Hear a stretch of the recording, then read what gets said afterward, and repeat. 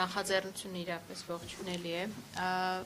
եւ զգում ենք, որ վերջին տարիներին չնայած շատ են հարցերը բարձրանում, թե ինչու 5 տարի անց պետք է նաեւ հասկանանք ու այստեղ կարծում եմ, որ հոգեբաններն էլ կփաստեն, որ հեշտ չի անցնում է ժամանակը, գիտակցումը սկզբից շոկային վիճակից վերադառնալը ու սկսել ինստիտուցիոնալ պայքար մղել անհետ կորածների, այդ թվում նաև բռնի անհետացածների ճակատագիրը պարզելու ուղղությամբ։ Այս պարագայում համայնքը միասնական է գործում բռնի անհետացածների եւ անհետ կորածների եւ մի կողմից, այսպես ասենք, անհետ կորածների համայնքի համար, այսինքն այն մարդկանց, ովքեր ընդհանրապես որևէ տեղեկություն չունեն, թե իրենց զավակը, եղբայրը ինչ հանգամանքներում է անհետացել պատերազմում, հույսը կապում են բռնի անհետացման ճանապարհով անհետացած մարդկանց ճակատագիրը պարզելու հետ, որովհետև տեսեք, եթե մենք նայում ենք գերիների հարցը, որը էլի շատ դաժան ծանր հարց է, որոշակիություն կա, այսինքն նույնիսկ այդ մամուլի հրապարակումներով տեսնում են, որ ողջ են, ինչ-որ մի հանգուցալուծման գնալու է, բայց անհետ կորածների պարագայում ամենամեծ տառապանքը այդ անորոշությունն է, որի շուրջ անընդհատ մարդը մնում է այդ տրավմայի մեջ ու չգիտի ինչ անել։ Եվ անհետ կորածների ընտանիքները այսպես հույսի շող են կապում բռնի անհետացածների հետ, ասում են, եթե գոնե մի բռնի անհետացածի ճակատագիր էլ պարզվի, ապա մենք հույս ունենք, որ մեր երեխայի ճակատագիրը եւս կպարզվի։ Այս պարագայում մենք հիմա պաշտոնական տվյալներով Տիկին Սահակյանը երևի չի թույլ չի տա սխալվեմ, ունենք շուրջ 30 բռնի անհետացած, այսինքն խնդրում եմ սա չշփոթել այն 80 թվակազմի հետ, որը Տիկին Սահակյանի կողմից եւս ներկայացվել է, որովհետեւ այդ թիվը վերաբերում է ներառյալ այն մարդկանց, ում դիակները կամ մասունքները վերադարձվել են հայկական կողմին եւ արդյունքում մենք ունենք 30 հոգու ճակատագիր,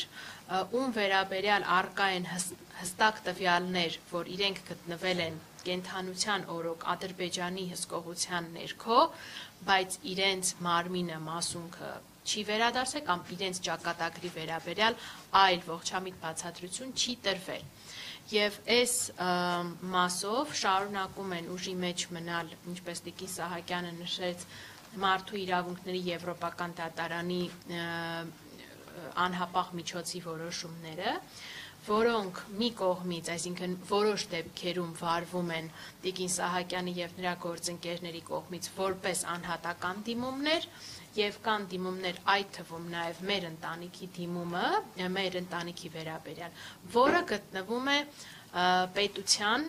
միջպետական գանգատի քննության ներքո,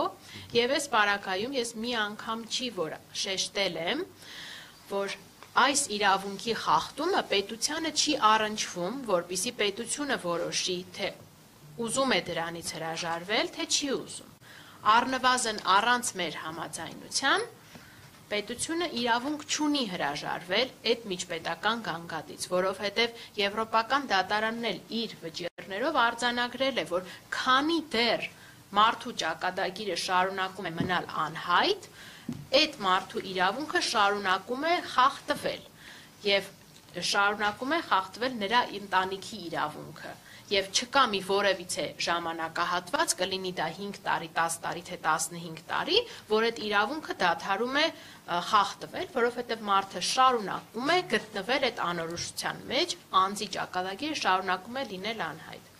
Եվ այս պարագայում մենք եւս ձեռնարկում ենք որոշակի միջոցներ, որպիսի թույլ չտանք, որ այսպիսի անհավասար դրության մեջ հայտնվեն անհետ բռնի անհետացած անձինք եւ նրանց հարազատները, որ մի դեպքում, երբ գործը վարվում է մասնավոր փաստաբանների կողմից շարունակվի վարվել եւ մյուս դեպքում, երբ հարցը գտնվում է միջպետական գանգատի քննության ներքո, այդ հայցերը հետ քաշվեն։ Սա կլինի իրավունքի խտրական ու կամայական դրսևորման ամենացավալի օրինակներից մեկը։ Թերևս այսքանը Շնորհակալություն։ շնորհակալ։